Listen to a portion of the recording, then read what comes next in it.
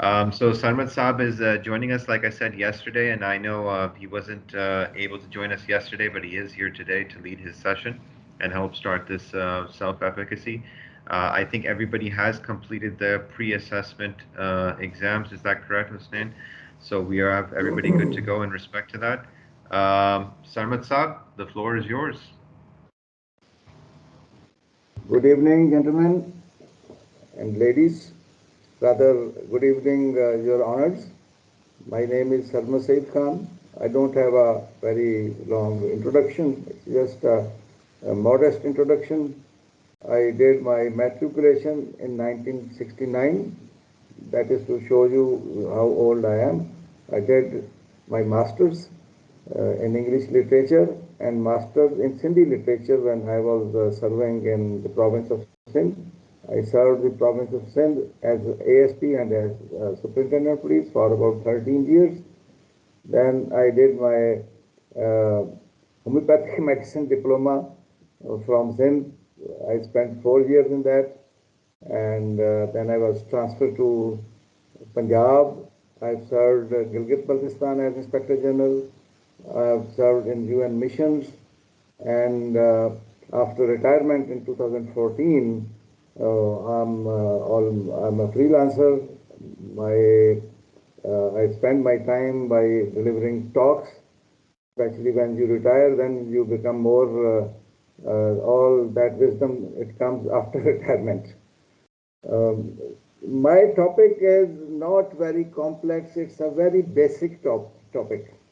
Don't expect many technical things. The lectures that you will have tomorrow, day after tomorrow, the guest speakers are quite learned and they are foreign qualified. Uh, all of them almost, especially Ijaz Shah Sahab, I know him, he has PhD and he has done his MSc from perhaps from America. So I'll tell you the basic things about self-efficacy. What is self-efficacy and how can you improve it? Self-efficacy, self means self and efficacy means the usefulness. How can you increase your own usefulness? How can you learn to improve your confidence? How can you become useful in doing a job which has been assigned to you? Albert Bandura was the proponent of this theory. He died, he was American, he was a Canadian American citizen, and he's been teaching in Stanford University, and he died only last year, 2021. So, according to him, a person's assessment of himself determines his thinking, his feelings, and his pattern of conduct. In simple words, self-efficacy is the confidence that a person has in taking up a task, and it is directly proportionate with his usefulness. I think the slides have not yet been shared by me. Now, can you share this? See the slides? Gigi, we can see, sir. Oh. Okay, this was the definition which Bandura gave, and now I'll start with explaining the basic things. What we are, what is the self? We are not different from the animals. We human beings, we share 98.8% DNA with apes, especially with chimpanzees. What is the difference? 1.2%. That is in chromosome. There are two chromosomes, chromosome 7 and chromosome number 2, which make us different from the animals. Chromosome number 2 is concerned with our empathy, with our sympathy, with our power of rational thinking, logic, and especially the control on our instincts. And the 7 is concerned with our language, or with we can sing, but chimpanzee can't sing. So the difference between man and animal, ashraful makhlukat and makhlukat, is that we have control over instinct, and one unique thing in human being is that we can bring about changes in our material self, physical self, in our social self, I mean, muamalat, with our relations with others, and we can change our mindset and behavior as well. لقد خلقنا الإنسان في أحسن تقويم. God says that I have created human beings in the best of the form, except those who, uh, then it says that لقد خلقنا الإنسان في أحسن تقويم ثم رددناه أسفل سافلين. And after that, they were sent to the lowest part, lowest, the lowest level, except those who believed in God and those who did the right things. Normally, we translate as Amle Saleh as Neek Amal. It's not Neek Amal, it's wider than the Neek Amal. Amle Saleh means the right things. If you are a judge, you did justice, you wrote good decisions. If I am a police officer, I did according to my code of conduct, a code of ethics. If I am a clerk, I I took a good dictation and drafted it well. So that is the difference between human beings and animals. So there are three or four types of material self. One self is material self. Material self is that I am visible, you can see me, you can judge me from my dress, you can judge me from my posture, you can judge me from my gait, you can say that that person is well-dressed person, that person is a shabby dressed person. So from somebody's material self, you can judge a little bit what type of person he would be, but it's very difficult to judge him during the, like I sit in the interviews and I say that in a half an hour interview or 20-minute interview, you cannot judge a person, you cannot judge his actual personality, you cannot judge his inner self.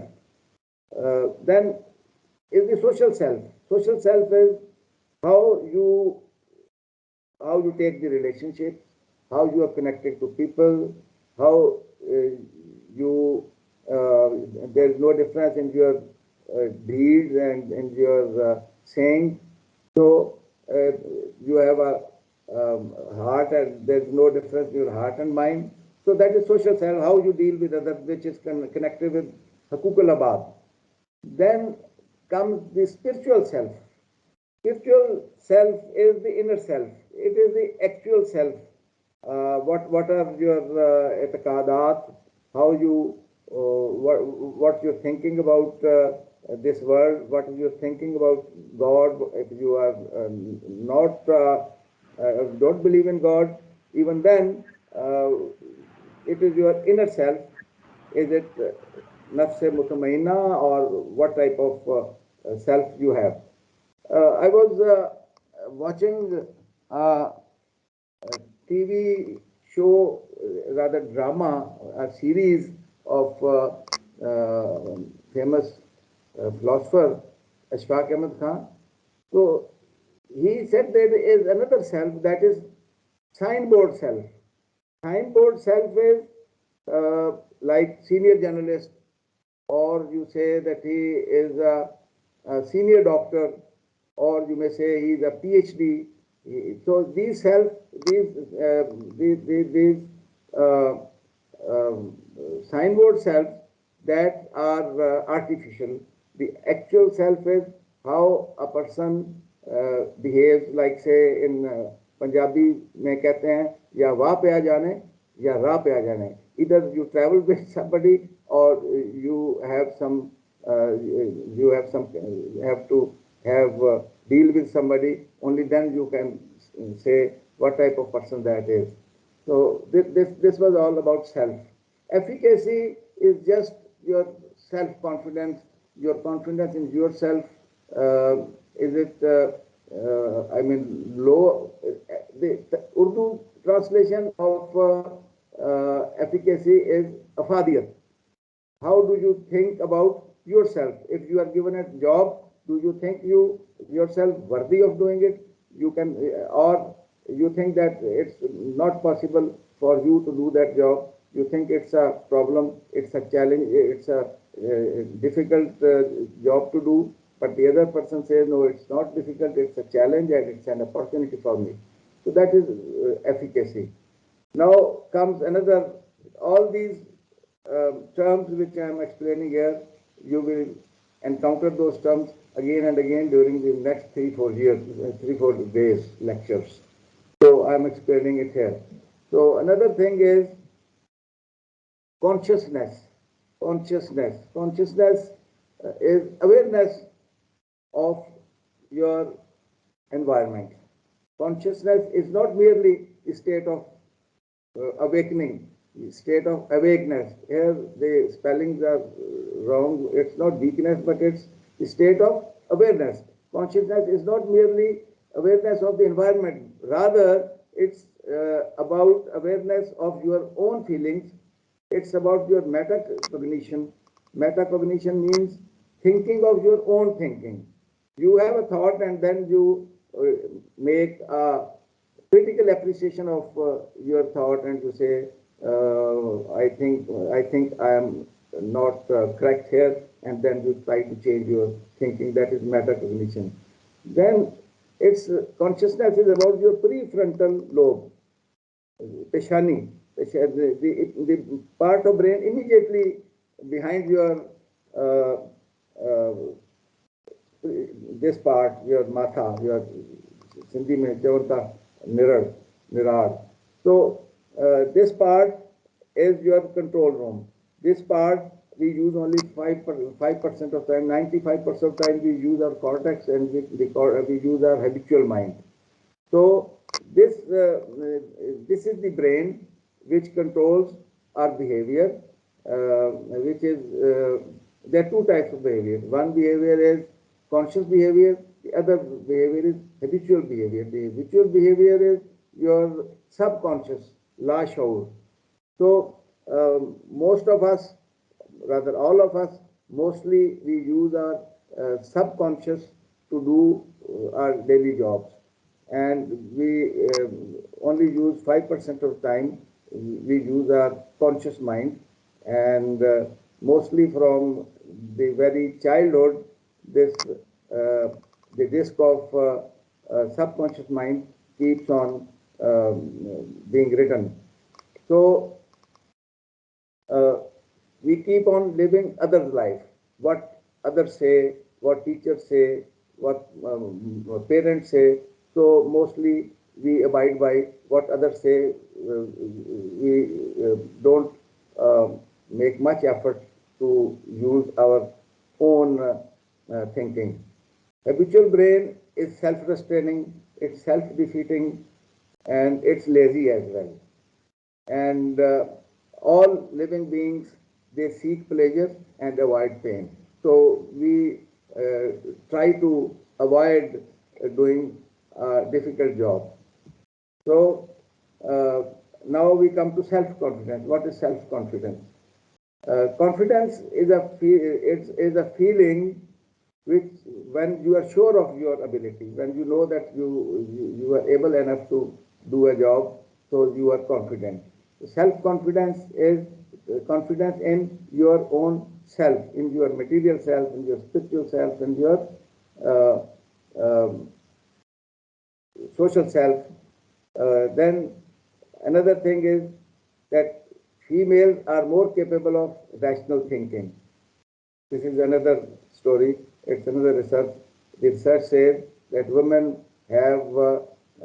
must be happy who are sitting listening to me, because they have a larger amount of serotonin, and serotonin is that level, which is that hormone or neurotransmitter that combines your natural thinking with your animal thinking. So they have almost 50% more serotonin level than the human male parts. So Self-confidence helps muster the energy and focus on the goals. And sometimes we say that we cannot do this, I have bad memory, I cannot remember this. In fact, there is no good memory or bad memory, there is only trained memory and untrained memory. If we work on ourselves, we can improve our memory and we can do anything that we like. When I was a student, I was not a good student.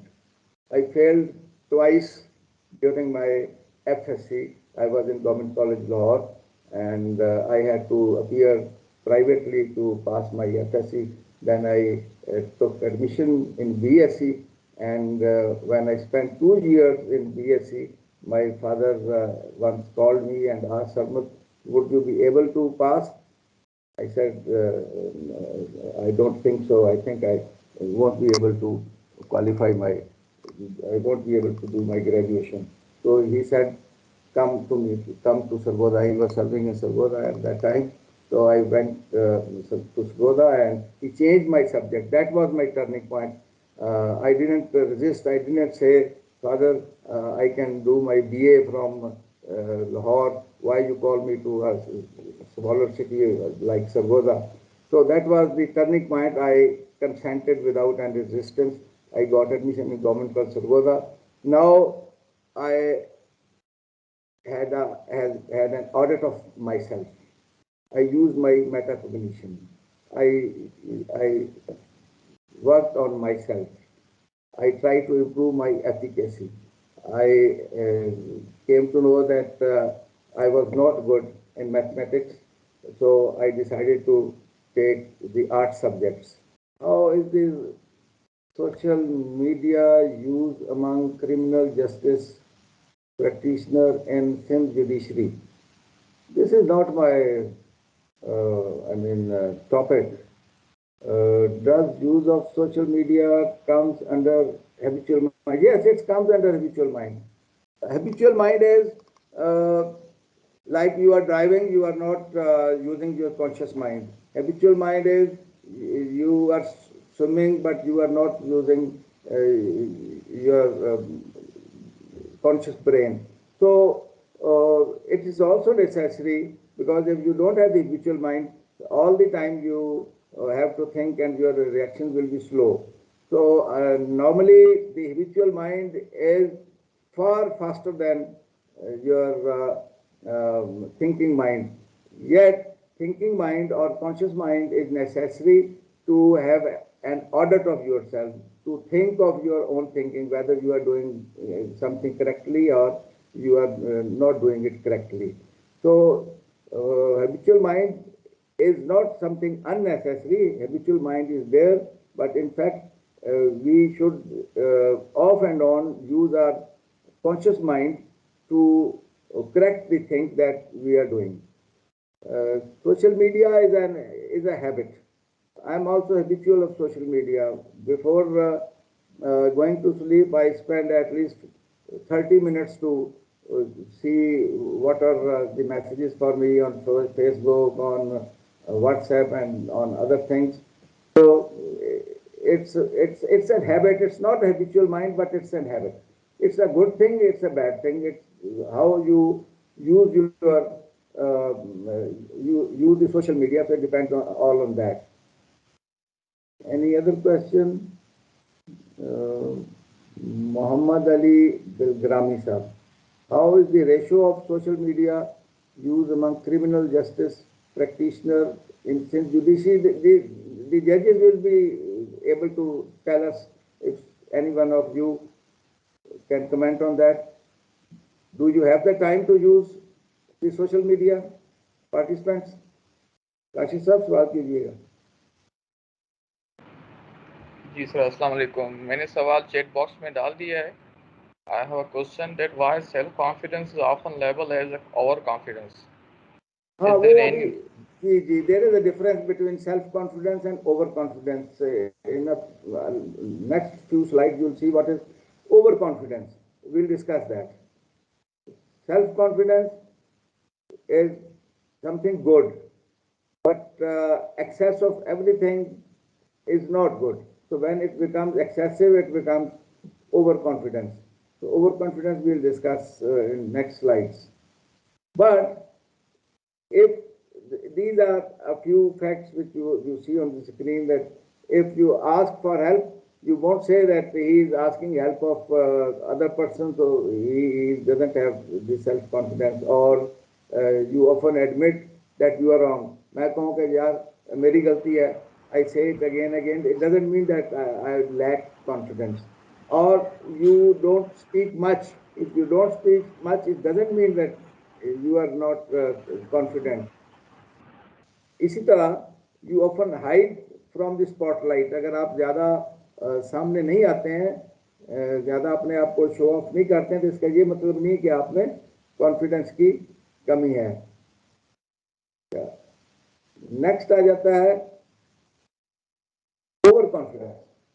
A person is over confident when he habitually starts thinking that his performance is better than others, while it's not if assessed objectively. This is overconfidence. वो है नहीं जो वो अपने आप को समझता है. तो overconfidence is miscalculation of one's capabilities of performing a job. ठीक है, थैंक्स. ठीक, अल्लाह हाफिज. अल्लाह हाफिज.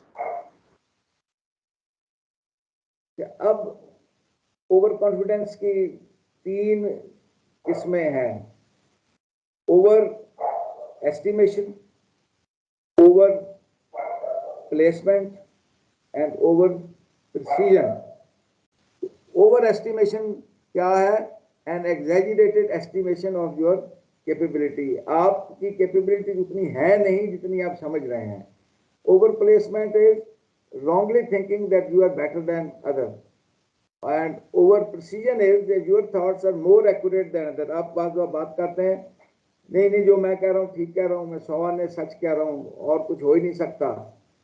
If you say so, it means that you are involving in over precision. Overestimation or over placement are almost the same thing. एक term आती है self. Self आ गया, self respect. People who respect themselves are people of integrity, and only people with integrity can respect themselves. अब आ जाए what are the good or bad effects of efficacy. One is that you are able, if you have to lose weight, तो आप कहेंगे कि नहीं यार मैं तो अपना वजन कम नहीं कर सकता, या आपको स्मोकिंग क्विट करनी है. I quit smoking after 49 years of smoking. I quit it in a day, and then I didn't have even one puff for the last 8 years. So if you are confident, you have high efficacy, you can quit smoking, you can reduce your weight, you can manage stress, you can overcome the challenges, and you can improve your self-esteem. ये फायदे हैं high efficacy के.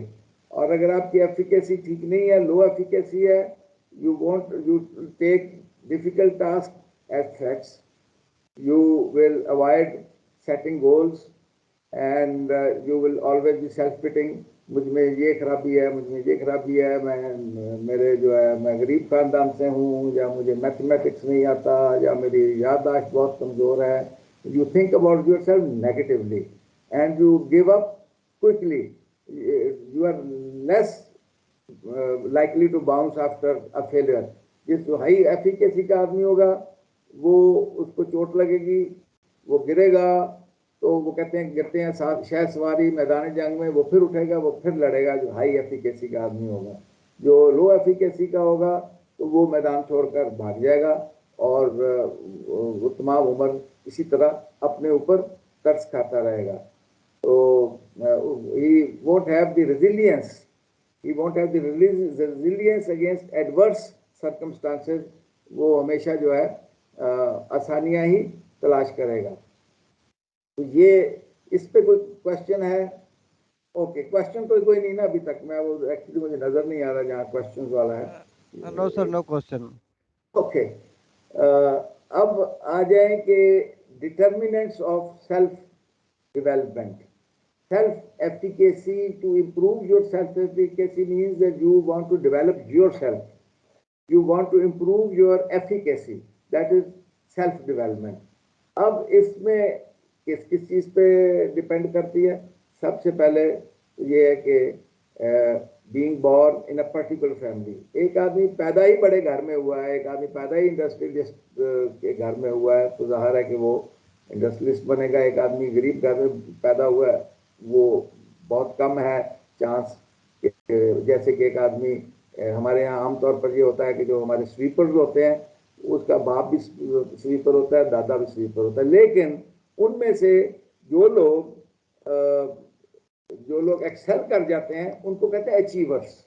लेकिन majority जो है वो depend करती है कि किस फैमिली में कोई पैदा हुआ है, बिजनेस फैमिली में पैदा हुआ है, या हमारे यहाँ ब्यूरोक्रेट की फैमिली में पैदा हुआ है, तो आमतौर पर हमारे ब्यूरोक्रेट्स के बच्चे ब्यूरोक्रेट बनते हैं। लेकिन अब ये एस्क्राइब रोल वाली थ्योरी भी पुरानी हो गई है। आपने देखा होगा कि तरह तरह की बैकग्राउंड, जो बड़ी बैकग्राउंड के लोग होते हैं वो पीछे रह जाते हैं, और जो गरीब लोग होते हैं वो ज़्यादा मेहनत कर जाते हैं, वो अपनी एफिकेसी को ज़्यादा बढ़ा लेते हैं, और वो अब आगे निकलते जा रहे हैं।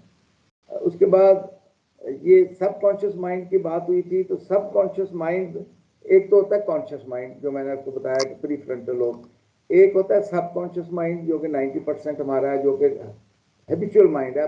हैबिचुअल माइंड कैसे बनता है? It is developed during the infantile period. Infantile period क्या है? Infantile period is the first 7 years of your life, first 7 years of a child, this is called infantile period. पहले 6 साल होता था, अब ये 7 साल हो गया। इस दौरान जब बच्चा पैदा होता है तो बच्चे के पैदा होने के साथ ही वो अपनी माइक्रो क्लाइमेट, यानी कि उसके घर, उसकी गली, उसमें से वो सीखना शुरू करता है। वो अपने घर में ऑब्जर्व करता है, अपने पेरेंट्स को ऑब्जर्व करता है, अपने मामे चाचे और अपने कज़न को ऑब्जर्व करता है, और वो ऑब्जर्व ज़्यादा करता है और रिएक्ट कम करता है। तो उस ऑब्जर्वेशन के दौरान उसका जो हार्ड ड्राइव, जो खाली हार्ड ड्राइव होती है, उसके अंदर सॉफ्टवेयर इंस्टॉल हो रहा होता है। वो देख रहा होता है कि अब्बा जी कह रहे हैं कि बाहर मेहमान आए, कोई बंदा गेट पे आया, तो उसको कह दो कि अब्बू घर पे नहीं है। तो उसको ये एहसास होता है कि झूठ बोलना कोई बुरी चीज़ नहीं है। वो जब वार्डन को देखकर अब्बू अपने सर पे हेलमेट रख लेता है, तो वो बच्चा सोचता है कि ये ठीक कर रहा है। वो जब ट्रैफिक का सिग्नल काटता है तो भी बच्चा उसको नोट कर रहा होता है। तो बच्चे के क्लीन स्लेट पे malicious hardware, malicious software keep on installing. तो वो जब 7 साल का होता है तो उसकी पर्सनैलिटी ऑलमोस्ट कंप्लीट हो चुकी होती है। 7 साल की एज तक he can learn 7 languages without any teaching, sorry 3 language without any teaching. लेकिन जब वो 7 साल के बाद होता है तो फिर उसकी पर्सनैलिटी पुख्ता होती चली जाती है, फिर उसको सिखाना थोड़ा मुश्किल होता चला जा रहा है। तो मेरा ये कहना है कि हम अगर इस कंट्री में चेंज लाना चाह रहे हैं तो हमें प्राइमरी लेवल पे काम करना पड़ेगा। हमें इनके पेरेंट्स को भी साथ ट्रेन करना पड़ेगा, हमें उस्ताद को इनका पेरेंट भी साथ मानना पड़ेगा, तब जाके सोसाइटी में कोई चेंज आएगी। जमीर साहब कुछ पूछना चाह रहे हैं? जी जी, पूछिए जमीर साहब। ये एक चैट बॉक्स में आया हुआ है, please give examples that are relevant to judicial proceeding about ये जो भी तस्करा आपने किया। अब मैं अपना ऐसा करूंगा कि मैं Shahid Shafiq from Sindh judicial academy. अच्छा, मैं ऐसा करूंगा कि अगर जैसे आप बात कर रहे होंगे and if there is a need to have an example किसी पर्टिकुलर पॉइंट पे जिस पे आप कर रहे हो, उसे जुडिशियल हमारे वर्क से कनेक्ट करना होगा, तो मुझे आपकी तरफ से इजाज़त होगी तो मैं वो बीच बीच में करता रहूँगा। जी हाँ जी, इसको इंटरएक्टिव रखिए जी शाह साहब, बिल्कुल। आप फॉर उसमें आप you step in wherever you like. अब न्यूरोबायोलॉजिकल फैक्टर्स अच्छा, यहाँ मैं इनको जैसे हम बात करें एफिकेसी के हवाले से कि मैं कितना एफिशिएंट हूँ। मैं आज अगर मजिस्ट्रेट हूँ तो मैं कितना एफिशिएंट हूँ, और अगर कल मैं अपने टर्न का इंतज़ार करता हूँ तो I might be waiting for another 10 years to become additional district and session जज। अब मेरी एफिकेसी है कि मैं इस 10 साल के टेन्योर को 3 साल में कैसे कन्वर्ट कर लूँ, 4 साल में कैसे कन्वर्ट कर लूँ। और उसका एक एग्जाम्पल जो हमारी जुडिशल सिस्टम के अंदर नज़र भी आ रही है कि बहुत सारे magistrates they either resigned and they appeared in the test of ADJ, और फिर वो उसमें सक्सेसफुल भी हुए। कुछ लोग ऐसे भी थे जिन्होंने वहीं रहते हुए अपनी सिविल जज वाली पोजीशन में रहते हुए एग्जाम दिया और फिर वो पास हुए। तो ये उनका एक मेयार, 20 मजिस्ट्रेट उस ग्रुप में थे, 20 के 20 का एक मेयार था, लेकिन one of them was quite active, और उसने अपने आप को सेल्फ अपनी अपने अंदर एफर्ट्स करने के बाद अपने अंदर कुछ खूबियां पैदा की, और पैदा करने के बाद उसे एक पोजीशन मिल गई, एक मुकाम मिल गया, या एक अल्टीमेट जो भी उसके जहन में बनाया हुआ था, उसने एक टारगेट बनाया हुआ था, वो टारगेट उसने अचीव किया।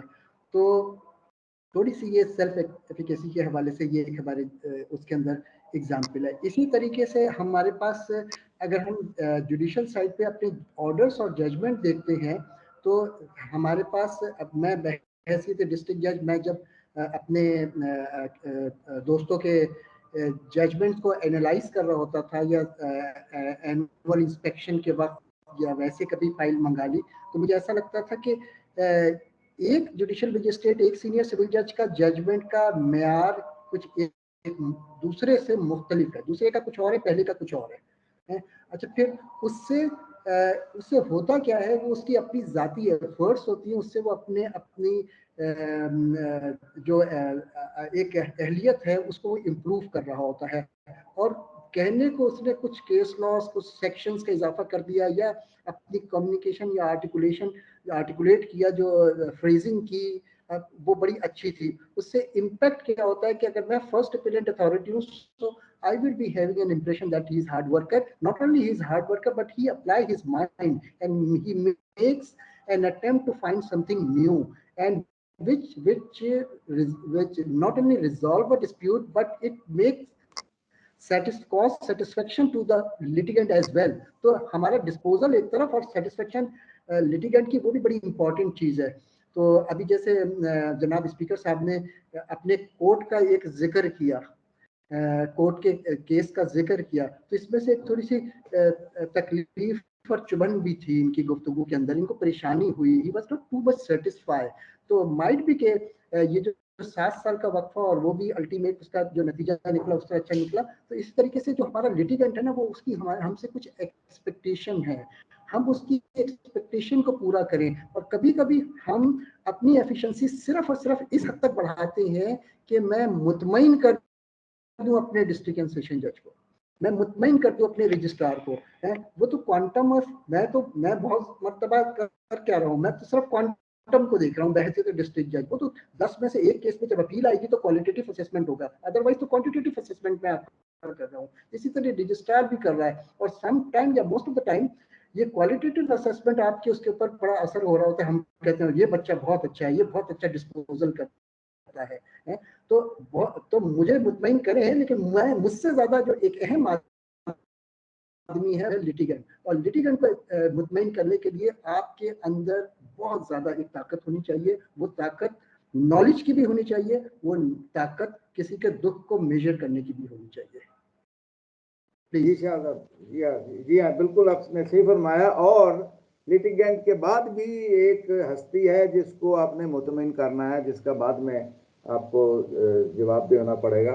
उस हस्ती का भी हमें ख्याल करना चाहिए कि ये ज़िंदगी 2 महीने की छुट्टियों की तरह गुजर जाती है, और आखिरी हफ्ते में हमें होमवर्क याद आता है। तो हमें चाहिए कि हम अपना होमवर्क साथ साथ ही करते जाएं। कि जुडिशल जो हमारे क्रिमिनल जस्टिस सिस्टम में हम जो लोग हैं, जिसमें जुडिशरी है, उसके बाद पुलिस है और करेक्शंस वाले लोग हैं, ये एक ऐसा, ये प्रोफेशन नहीं है, It's a kind of worship. इसमें you can go to heaven in one day and you can go to hell even earlier. तो इसको अगर हम ये समझकर अपने आप को इम्प्रूव करने की कोशिश करें, हम अपने डिसीजन को इम्प्रूव करने की कोशिश करें, हम अपनी न्यूट्रलिटी को इम्प्रूव करें, हम अपने प्रोफेशनल एथिक्स को इम्प्रूव करें, तो एक तरह से हम अपनी एफिकेसी को ही इम्प्रूव कर रहे होते हैं। और यूं यूं हम अपने इम्प्रूव करते हैं, हम पॉजिटिव थिंकिंग करते हैं, उसी तरह ही हमारी जो पर्सनैलिटी है वो भी उसके साथ इम्प्रूव होती रहती है।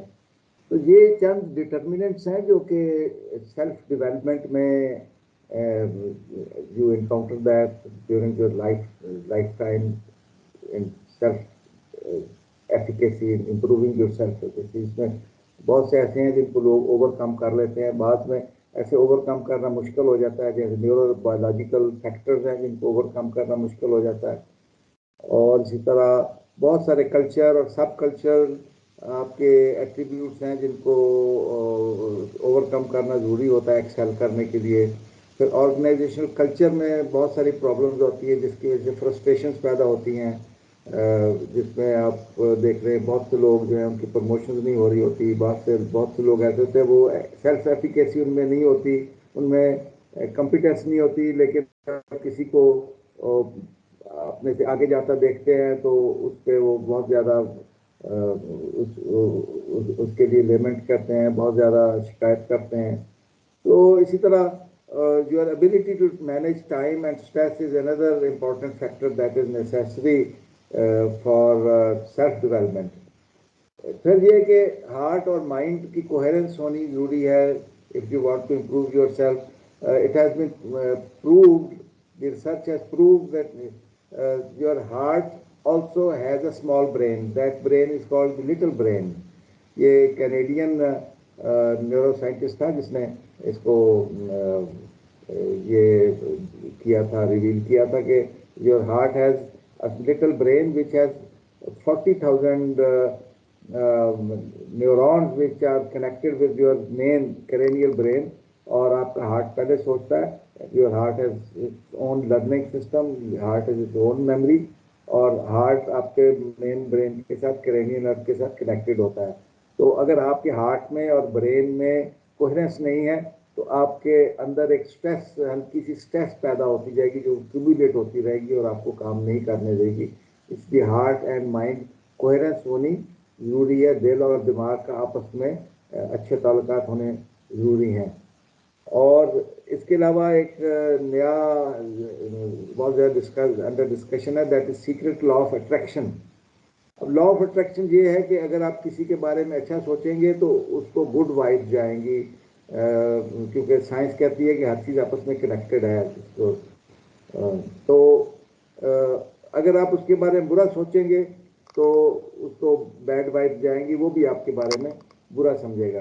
तो इसलिए लॉ ये कहता है कि if you show gratitude to environment, they use the word environment, मतलब उनका ये है कि अगर आप अल्लाह का शुक्र अदा करते रहेंगे और आप अपनी ब्लेसिंग्स को काउंट करते रहेंगे तो उसको जो है आपको और ज़्यादा आपको मिलेगा। फिर एक 5 सेकंड रूल है टू स्टॉप हैबिचुअल माइंड। जब आपको पता चले कि एक मैलिशियस सॉफ्टवेयर काम कर रहा है, इस वक्त आप नेगेटिव थिंकिंग कर रहे हैं, तो फिर आप अपने माइंड को शटअप कॉल दें और उसको कुछ देर के लिए खामोश कर दें। अब असल जो इसके जो फैक्टर्स हैं, जो थ्योरी जिन के ऊपर रिवॉल्व कर रही है, वो ये 4 फैक्टर हैं जो आपके सामने स्क्रीन पे हैं। एक इसके अलावा इस थ्योरी में कोई और ज़्यादा कोई इतनी बड़ी सेल्फ एफिकेसी थ्योरी में इन 4 फैक्टर्स के अलावा कोई ज़्यादा कंटेंट नहीं है। ये 4 फैक्टर्स हैं। एक तो मास्टरी एक्सपीरियंस है, यानी कि when you do something you learn from your experience. If you become successful it improves your efficacy. इसको आगे डिटेल में हम चारों को डिस्कस करेंगे। वाइकेरियस एक्सपीरियंस है कि आप लोगों को साथ काम करते हैं, लोगों को देखते हैं, लोगों के देखने से जैसे कहते हैं man is known from company he keeps. तो लोगों को आप देखते हैं, आप अच्छे इंस्टीट्यूशन में चले गए हैं, जहाँ आप एक अच्छी जगह पे चले गए हैं, जहाँ आपको एक अच्छा माहौल मिल गया, तो उससे भी आपकी एफिकेसी बढ़ती है।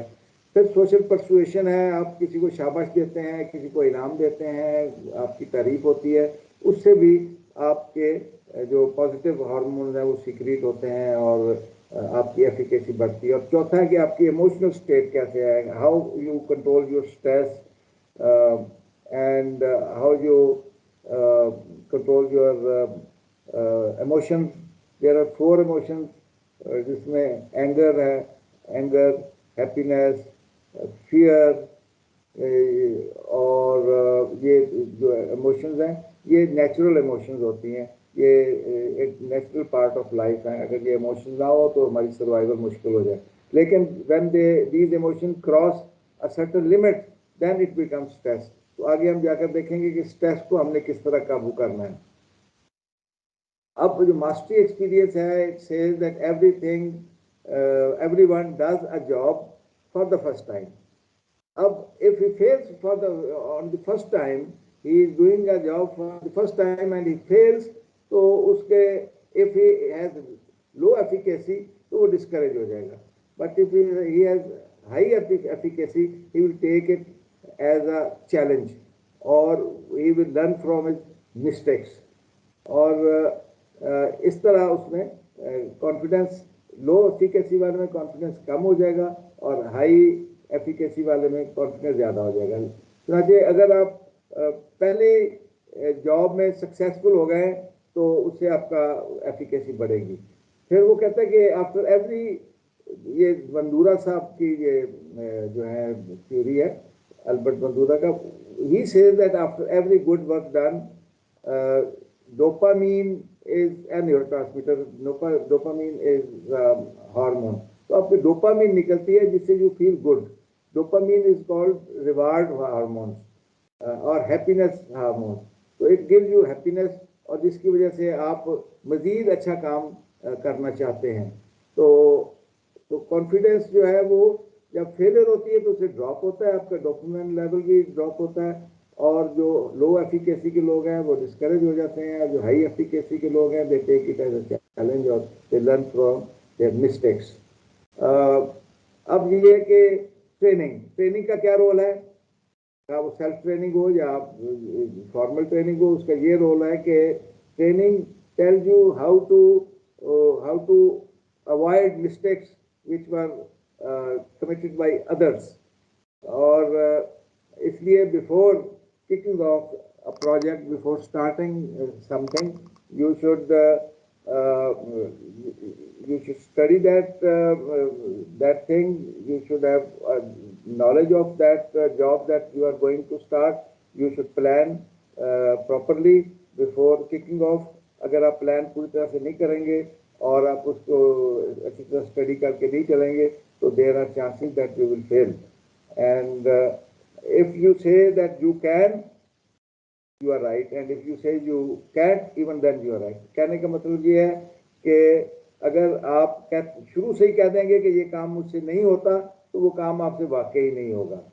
और अगर आप शुरू से कहेंगे कि हाँ मैं ये काम कर सकता हूँ तो there are chances that you will do that job.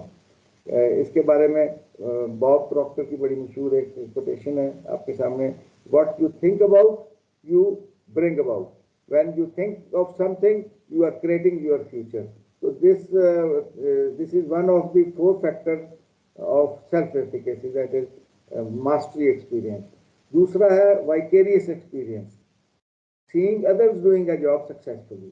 जब आप आसपास में अपने इलाके में लोगों को देखते हैं कि फलां ने ये कर लिया, फलां प्रमोट हो गया, फलां जज हाई कोर्ट का जज बन गया, फलां ने जो है फारग कर रहा था, देखो वो उसने मेहनत की है, वो CSS कर गया है या वो बिजनेस में कामयाब हो गया, मेरे जैसे ही तो है, हमारी फैमिली का है, मेरा ही कज़न है, मैं उससे बेहतर एजुकेटेड हूँ। तो आपके अंदर एक जज्बा पैदा होता है और आप की जो सेल्फ एफिकेसी है वो बढ़ती है।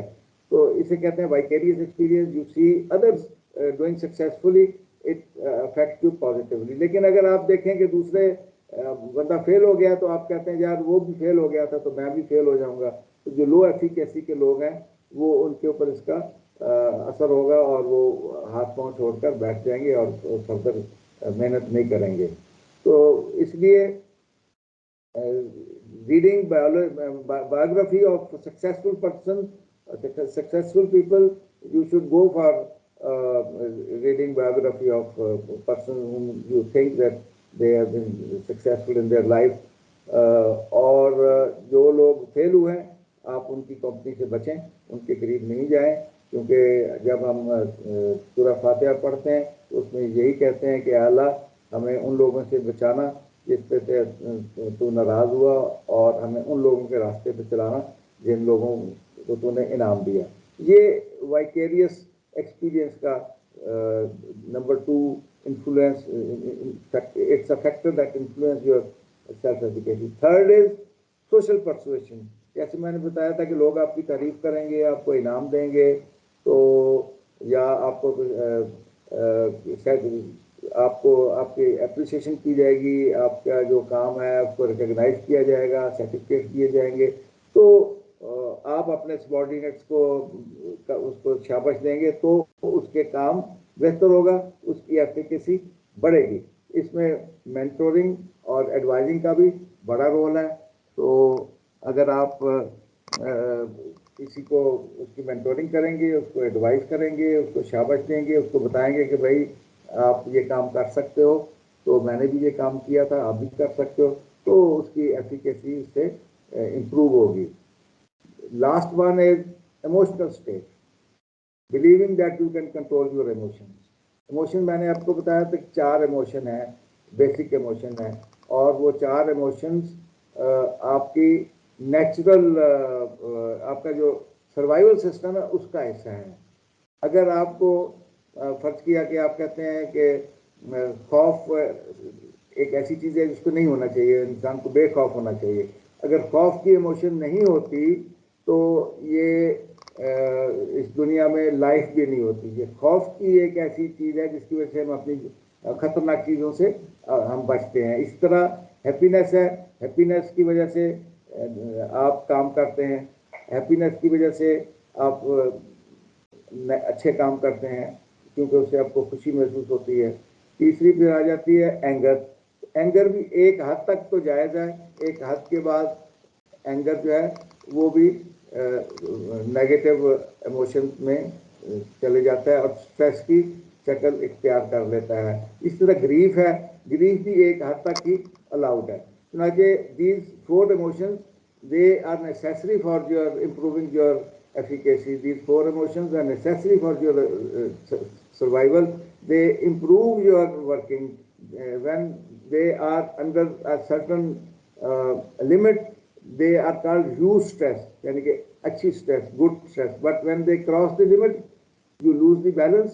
तो ये बैड स्ट्रेस के ज़मरे में आ जाता है, या इसको आप एंग्जाइटी भी कह सकते हैं, डिस्ट्रेस भी कह सकते हैं।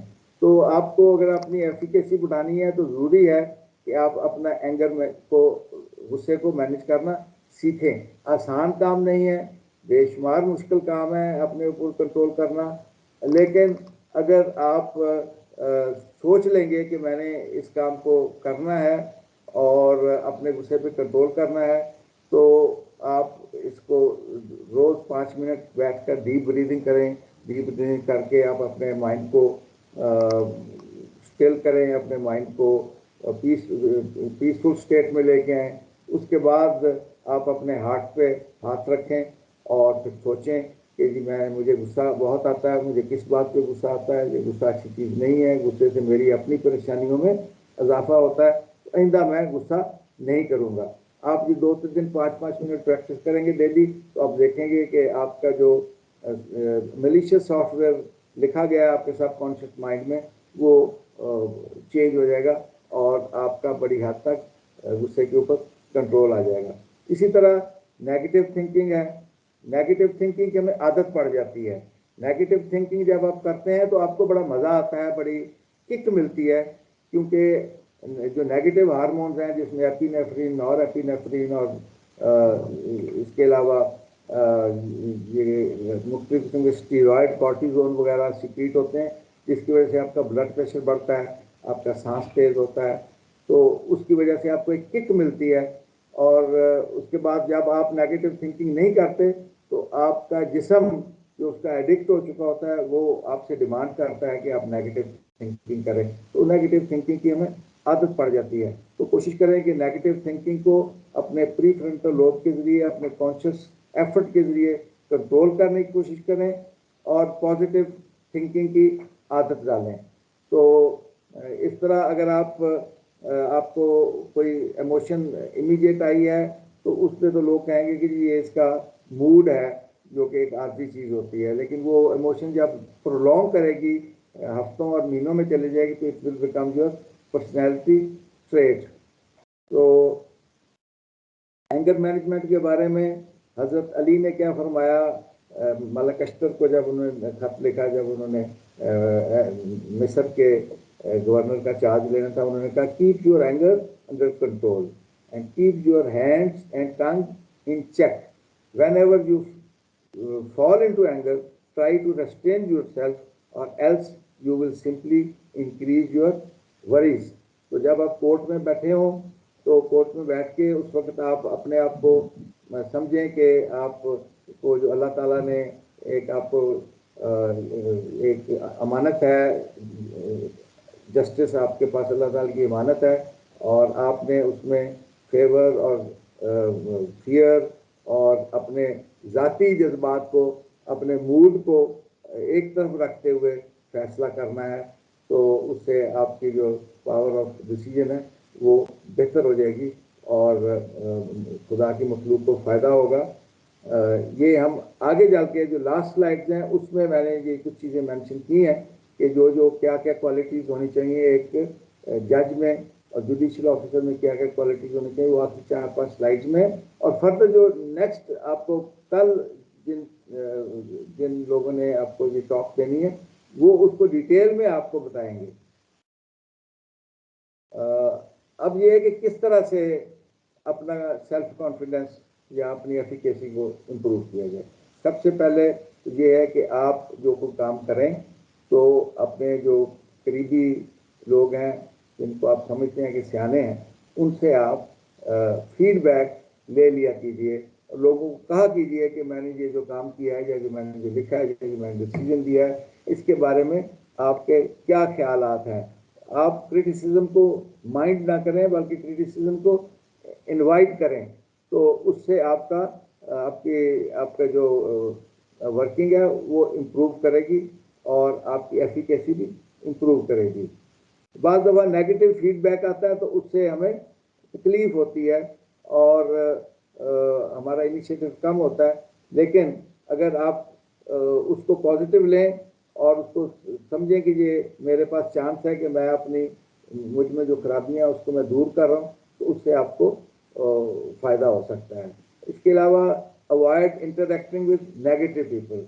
अपनी कंपनी को एक दफ़ा देखें कि आपकी कंपनी में ऐसे कौन से लोग हैं जो स्ट्रेस प्रोड्यूस करते हैं, जिनके पास आप जाते हैं तो आप अच्छा फील नहीं करते, तो कोशिश करें कि उनकी कंपनी को कम से कम किया जा सके। फिर मेटाकॉग्निशन का है कि think about your own thinking, think whether you are thinking correctly और not. If you are not thinking correctly और you if you have an audit of your own thinking, तो उसमें भी आप, जैसे मैं पहले बता रहा था कि आप अपने जो सॉफ्टवेयर इंस्टॉल हुआ है आपके दिमाग में, उसको रीराइट करने की कोशिश करें, अपने सबकॉन्शियस में चेंजेस लाने की कोशिश करें, तो उससे आपकी पर्सनैलिटी इम्प्रूव करेगी और आपकी उसके साथ साथ वर्किंग भी इम्प्रूव करेगी। Differentiate between psychophancy and appreciation, and do not mind if someone criticizes you, and rather you invite criticism yourself. Try to remove the imperfections. हर आदमी में imperfections होती हैं, उनको आप improve करने की कोशिश करें, उनको remove करने की कोशिश करें। Pay attention to your thoughts and emotions. Rewrite your thoughts. और इसमें जब फारग हो, अपने आप को भी आप एक फैमिली के अलावा, प्रोफेशन के अलावा, दोस्तों के अलावा, फैमिली के अलावा आप अपने आप को भी 1-8 घंटा ज़रूर दें। और उसमें आप जब वॉक कर रहे हों या आप कहीं आराम से बैठे हों, you are sitting in tranquillity, give yourself some time and do some positive talking with yourself और अपने आप को अपने आप में जो आप फील करते हैं कि आपको ये प्रॉब्लम होता है, आपको गुस्सा ज़्यादा आता है या आपके अंदर कोई और ऐसी एक किस्म की नेगेटिव टेंडेंसी है, तो उसको आप सेल्फ टॉक के जरिए भी इम्प्रूव कर सकते हैं, ठीक कर सकते हैं। जब आप अपने आप से बात करेंगे तो आपका दिमाग तो ज़ाहिर है कि स्कल के अंदर बंद है, वो आपकी बात को जब सुनेगा तो वो फील करेगा कि आपको किस चीज़ की ज़रूरत है, तो वो उसके मुताबिक पॉजिटिव हार्मोन, गुड हार्मोन निकालना शुरू करेगा, जिससे आपको पॉजिटिव थिंकिंग की आदत पड़ेगी। Constructive interference and destructive interference, ये भी आपको शायद आगे आकर कोई जो आपके इंस्ट्रक्टर्स हैं, जो फैसिलिटेटर्स हैं, वो आपको बताएंगे कि जब सब लोग मिलकर बैठकर एक तरह का सोचते हैं तो उनकी जो सोच होती है वो बढ़ती है, उसको कहते हैं कंस्ट्रक्टिव इंटरफेरेंस। और जब कुछ लोग आपकी सोच के मुखालिफ सोच रहे होते हैं तो वो आपस में जो वेव्स हैं वो एक दूसरे को कैंसिल कर देते हैं, उसको कहते हैं डिस्ट्रक्टिव इंटरफेरेंस। तो I am sorry for that, क्योंकि ये ऐसी टर्म्स आपस में आ रही हैं, ये आपको आगे जाकर आपको आपके लिए फेमिलियर होगी जब फर्दर आप एफिकेसी के ऊपर आपको आपके फैसिलिटेटर्स आपको बताएंगे। अच्छा, अब इनमें सबसे इम्पोर्टेंट पार्ट है कि स्ट्रेस को किस तरह कंट्रोल करना है। स्ट्रेस क्या है? Stress is pressure greater than resources. अब प्रेशर क्या है? प्रेशर में आ जाता है कि आपको कितना काम है। आपने फर्ज किया कि आपको बताया कि आपने 1 महीने में इतने केसेस को डिसाइड करना है, ये आपके ऊपर प्रेशर है। अब आपके पास रिसोर्सेज कौन से हैं? रिसोर्सेज आपके पास ह्यूमन रिसोर्स है, आपका स्टाफ कितना है। उसके बाद एक रिसोर्स आपके पास टाइम है, आपके पास टाइम कितना है। और आपको एक फिजिकल रिसोर्स होता है कि आपके पास क्या प्रॉपर इक्विपमेंट है, प्रॉपर ऑफिस है या नहीं है। जब आपका जो प्रेशर है, जो काम है, वो रिसोर्सेज से बढ़ जाएगा तो वो एक स्ट्रेस क्रिएट करेगा। तो उस स्ट्रेस को आप कैसे कंट्रोल करना है? ये 4 इमोशंस जब आती हैं, ज़रूरत से ज़्यादा गुस्सा, ज़रूरत से ज़्यादा एंगर, सॉरी ज़रूरत से ज़्यादा ग्रीफ, ज़रूरत से ज़्यादा हैप्पीनेस, तो उस वक्त आपकी बॉडी के अंदर नेगेटिव हार्मोन सिक्रीट होते हैं, जिसमें आपको मैंने जैसे बताया एपिनेफ्रिन, नॉरएपिनेफ्रिन और cortisone. Cortisone is a steroid. तो उससे आपका ब्लड प्रेशर बढ़ता है, उससे आपका जो बॉडी का टेम्परेचर बढ़ता है, उससे आपका मेटाबॉलिज्म तेज होता है, उससे आपका शुगर लेवल बढ़ जाता है। तो उससे क्या होता है कि जब वो एक स्टेज से ज़्यादा बढ़ता है तो वो डिस्ट्रेस में या एंग्जाइटी में कन्वर्ट हो जाता है और आपको डिसीजन लेने में मुश्किल पेश आती है। तो ये एक्चुअली तो अल्लाह ताला ने बनाया है टर्बो सिस्टम के तौर पे कि जब आप गैर मामूली हालात से आपको वास्ता पड़े तो उस वक्त आपको ज़्यादा ज़ाहिर है कि आपको मसल्स में ज़रूरत होगी ज़्यादा ब्लड की। उसके बाद आपको आपका ब्रेन में ज़्यादा सर्कुलेशन चाहिए होगी न्यूट्रिएंट्स की। तो अल्लाह ताला ने तो ये बनाया था आपकी हेल्प करने के लिए। तो जब ये एक ज़रूरत से ज़्यादा हो जाता है तो उससे क्या होता है कि उसका काउंटर प्रोडक्टिव हो जाता है। तो इसलिए स्ट्रेस के ऊपर बेशुमार मटेरियल मौजूद है, आप इसको पढ़ें और स्ट्रेस मैनेजमेंट को सीखें, स्ट्रेस मैनेजमेंट के मेथड सीखें और अपनी स्ट्रेस को मैनेज करने की कोशिश करें। अब एक चीज़ है रेजिलियंस। रेजिलियंस ये है कि आप हालात का मुकाबला किस तरह करते हैं। रेजिलियंस के जो फैक्टर्स हैं उनमें एक तो जेनेटिक फैक्टर है, उसको तो आप चेंज कर नहीं सकते। उसमें आप क्या फिनोटाइप्स आ जाते हैं, एपिजेनेटिक्स आ जाते हैं, उसको हम चेंज नहीं कर सकते हैं। उसको वो कांस्टेंट है। उसको ओवरकम करने के लिए आपको बाकी फैक्टर्स अपने इम्प्रूव करने होंगे।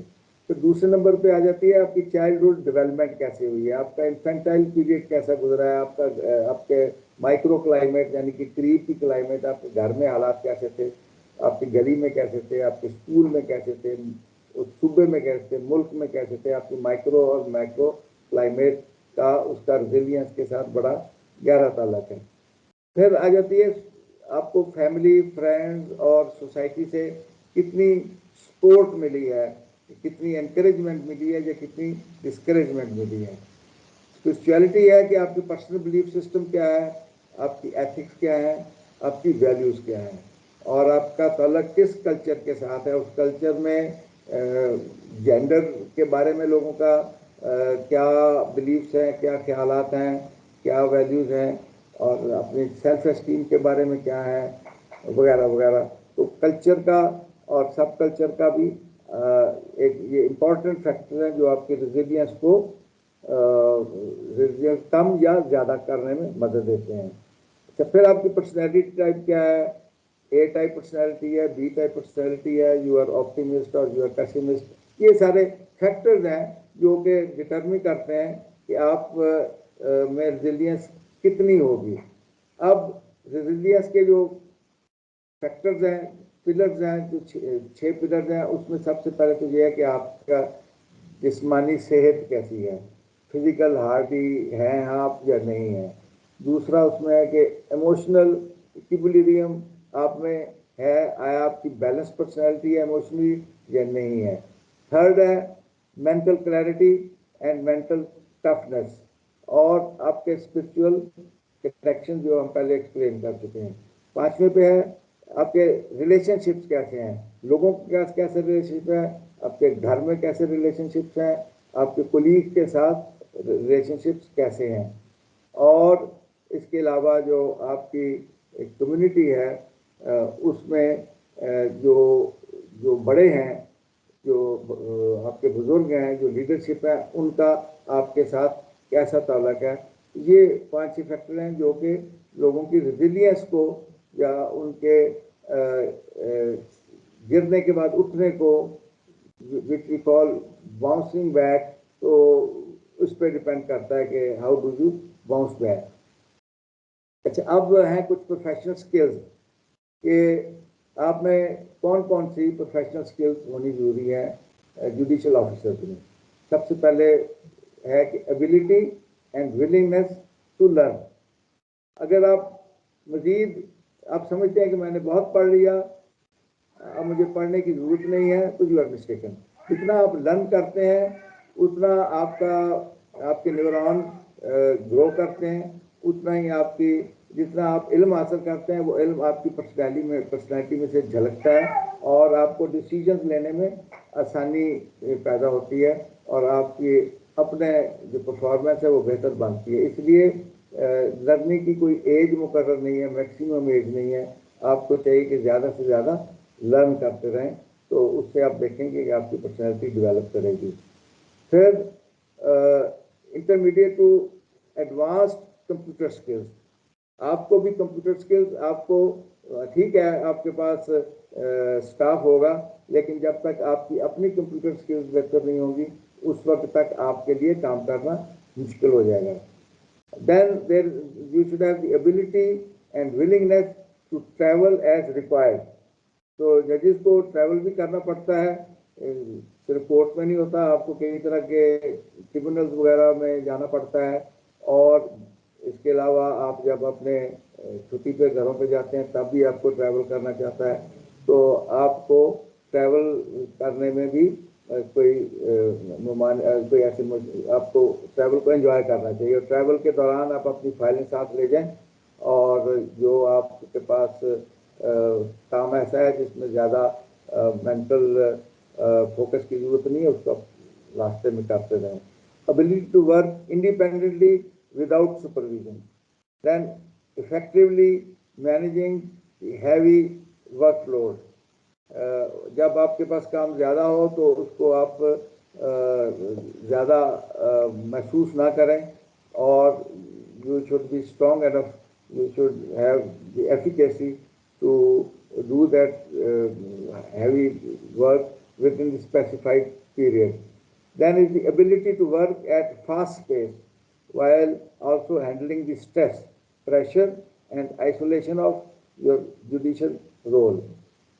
अब इंटरपर्सनल क्वालिटीज़ भी जज में होनी चाहिए कि जज में कंपैशन होनी चाहिए, एम्पैथी होनी चाहिए, and respect for human dignity होनी चाहिए. Judge should be courteous. He should listen to people patiently, and he should have moral courage and high ethics, and a reputation for honesty, integrity, and fairness. There are three types of honesties: honesty, financial honesty, intellectual honesty, and moral honesty. All these three honesty combined together to become integrity. तो आपने देखा होगा कि पिछले दिनों social media पे कुछ इस किस्म के जुडिशल ऑफिसर्स के बारे में सही या गलत क्लिप्स चलते रहे हैं, जिसकी वजह से हमें हमें सिटीजन को भी परेशानी हुई है और आप लोगों को भी उसमें अच्छा महसूस नहीं हुआ होगा. तो इसके अलावा आप में कॉन्फिडेंस होना चाहिए, और कॉन्फिडेंस के साथ साथ जब आप कोर्ट में बैठें तो आपके अंदर ज़रूर नहीं होना चाहिए, क्योंकि जो कुछ भी आप हैं वो अल्लाह ताला ने एक आपको इम्तिहान में डाला है, और आपको इसमें कोई उस इम्तिहान में आपने कामयाब होना है. क्योंकि जैसे मैंने आपको बताया कि ये ज़िंदगी 2 महीने की छुट्टियों की तरह गुजर जाती है, और आखिरी हफ्ते में होमवर्क याद आता है. तो आखिरी हफ्ते में होमवर्क करने की बजाय आप कोशिश करें कि मखलूक खुदा की आप साथ इंसाफ करें. कहाँ आपके ऊपर प्रेशर हो, कहाँ आपको लालच दिया जाए, आपने जो है इंसाफ को बरकरार रखना है. सोशल स्किल्स, जजेस ज़्यादा आमतौर पर सोशल नहीं होते, लेकिन आपकी अपनी ज़ाहिर है कि फैमिली लाइफ है, उसके बाद आपके अजीज रिश्तेदार हैं, फिर आपके कोलीग्स हैं. तो you should take keen interest in people and humanity, and you should show commitment to community service. जो आप ये कर रहे हैं ये इनफैक्ट तो कम्युनिटी सर्विस है, और you should be aware of and show an interest in regional and social issues. जब आप रीजनल और सोशल इश्यूज का आपको खबर होगी, तो जब आप डिसीजन लेंगे तो उसमें आपको साथ साथ ये कि आपने ज़ाहिर है कि एविडेंस के मुताबिक डिसीजन लेना है, जो एविडेंस आपके सामने है. लेकिन फिर भी डिसीजन लेने में जो अगर आपको उस इलाके के कल्चर का और मुल्क के हालात का खबर होगी और आप अवेयर होंगे, तो आप बेहतर डिसीजन ले सकेंगे. अब डिसीजन मेकिंग का है, इसमें है your ability to make sound, practical and timely judgments. हमारे यहाँ देखे जजमेंट को कई साल लग जाते हैं. जैसे मैंने अपना केस बयान किया कि 7 साल तक तो मैं सिर्फ कोर्ट को अटेंड करता रहा, और उसके बाद हमें बगैर सुने केस को डिसमिस कर दिया गया. फिर ये कि you should have developed intellectual, analytical, and decision-making skills, and you should be keeping open mind while hearing all sides of an argument. मौका दें दोनों साइड्स को कि वो खुलकर आपके सामने अपना पॉइंट ऑफ व्यू, अपनी एविडेंस बयान कर सकें. And you should have able to remain impartial and to demonstrate good judgment. ये सारी चीज़ें हैं. ये जो आखिरी 4-5 स्लाइड्स हैं, इसके बारे में आपको जो आने वाले दिन है उसमें बताया जाएगा, डिटेल में बताया जाएगा. और जो बेसिक कॉन्सेप्ट थे सेल्फ एफिकेसी के बारे में कि सेल्फ एफिकेसी क्या है और इसको किस तरह बढ़ाया जा सकता है, वो मैंने अपने तौर पे कोशिश की है कि मैं आपके सामने पेश कर सकूं. अब हमारे पास टाइम है कि हम आपके क्वेश्चंस ले सकते हैं, आपस में डिस्कस कर सकते हैं, और शायद साहब भी तशरीफ रखते हैं, तो जो सवाल का जवाब मैं दे सकता हूँ वो मैं दे दूँगा, और अदरवाइज शायद साहब बैठे हैं वो मेरी हेल्प करेंगे. Thank you very much. अच्छा, मैं ज़रा सब्जेक्ट से हटके एक छोटी सी जर्नल सी बात कहना अपने जजेस को चाह रहा था कि जितने हमारे ये पार्टिसिपेंट इनरोल्ड हुए हुए हैं, इन सब की अटेंडेंस हम मार्क कर रहे हैं. तो और वो रजिस्ट्रार साहब को हम कम्युनिकेट भी करेंगे वीकेंड के ऊपर, तो थोड़ा सा इसको देख लीजिएगा. मेरी बात सुनाई दी सबको? जी सर, आपकी बात सुनाई दी थी। जी सर, आ रही आवाज आपकी। मैंने आपको क्या दिया? स्ट्रेस दिया। मैंने आपको क्या दिया? मैंने आपको स्ट्रेस दिया।